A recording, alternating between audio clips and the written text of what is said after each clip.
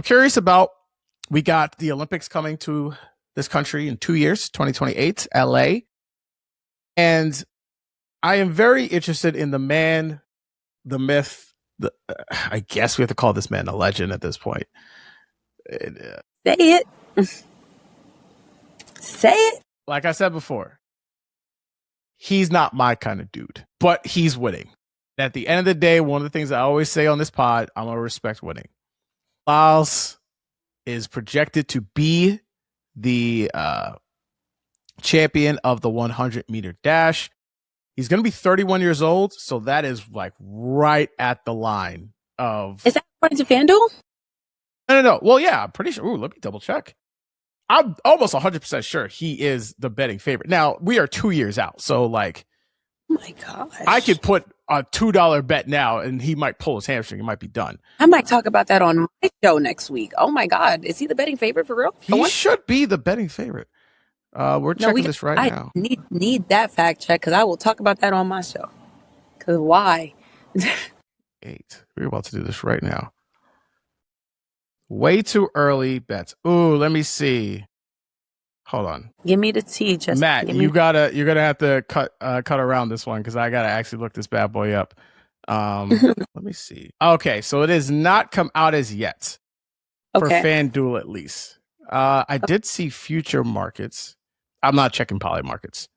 Yeah, right now it's just between, I'm not gonna say homie's first name, my Jamaican cousin Thompson. He's considered to be one of the top contenders. Lyles is also the top contender. There's another Jamaican guy in Silve. He's also a top contender. Seville. Yes. Those are the 3 guys that we are seeing right now. But it doesn't have the betting odds, which makes sense. We're probably so far out that it doesn't even matter. Yeah.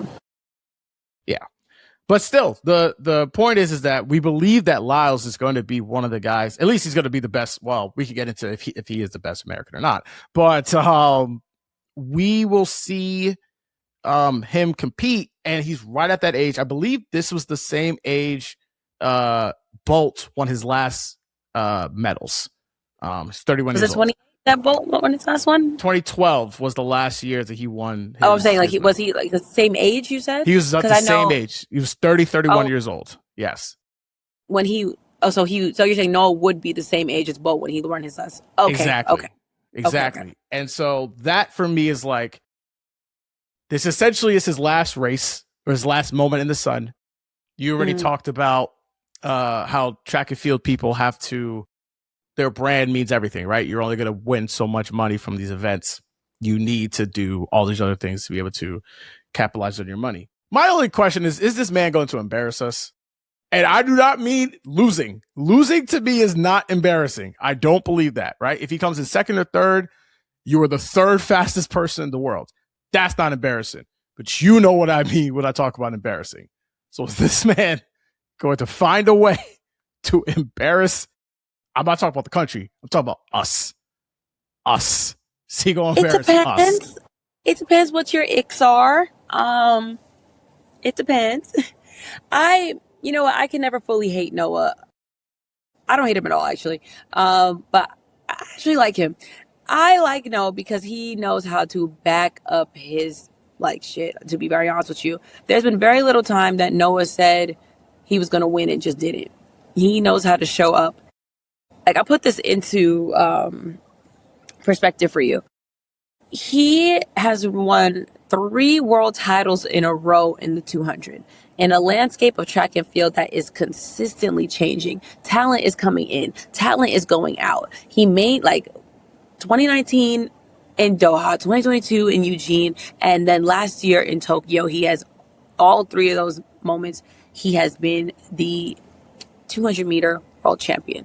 And one of those moments, he won the 100, the 200, and the 4x1. He left with a nice little clean sweep. He is a winner. The only thing that's missing on his resume is a 200 Olympic gold medal. But because of that, I don't think he can ever fully embarrass us because he's a winner. He is a winner. Now, if we're talking about some of the things he'd be saying, I can't say so much about that.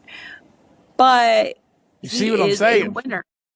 And here's the thing, like you said, when we were growing up, like, I know prior to us, USA's men's sprinting team, we were going back and forth.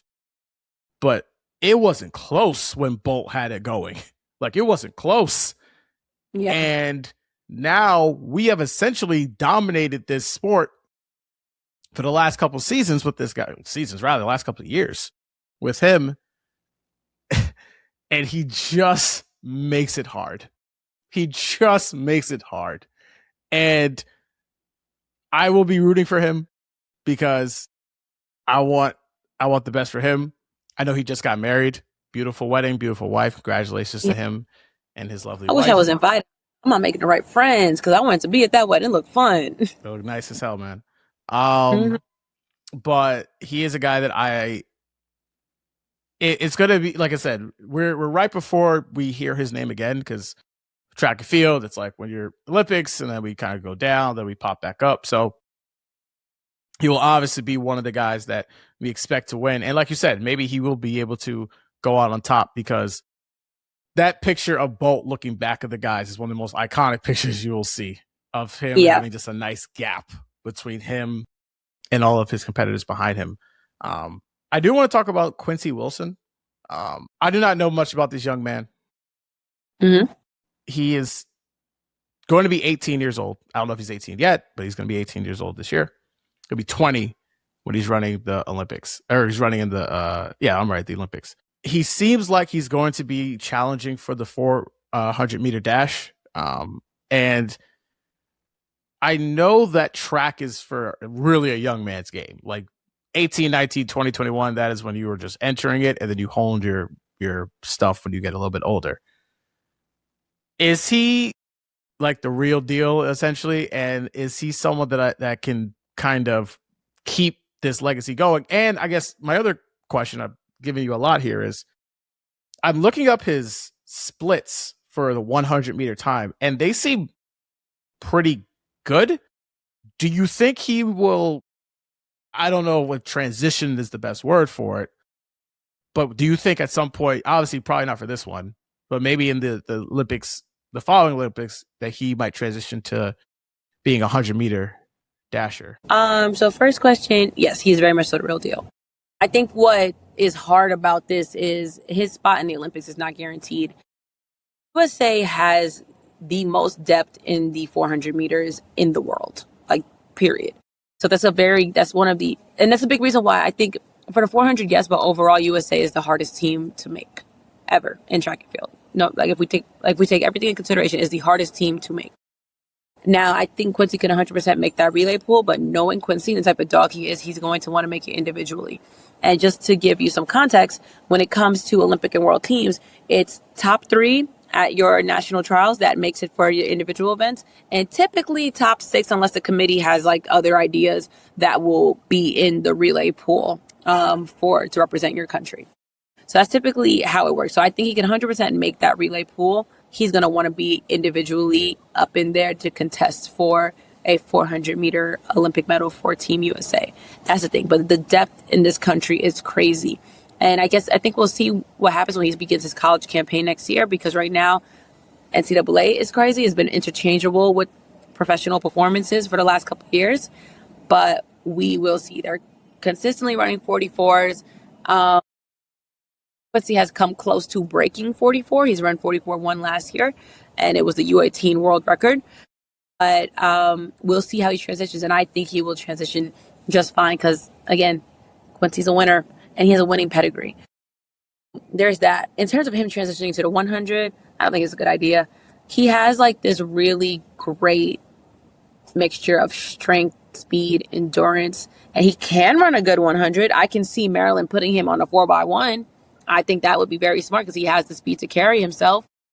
But I think, focus on your strengths. His strength is a quarter mile. He's a pure quarter miler. However, I can see him being very competitive in the 200. I think that can be his secondary event. But if we're going to talk about Quincy Wilson, we're going to keep him on the 4 because that's where he's most dominant at. And I think he could make a real push if he keeps going the trajectory he's going in that 400 for Team USA.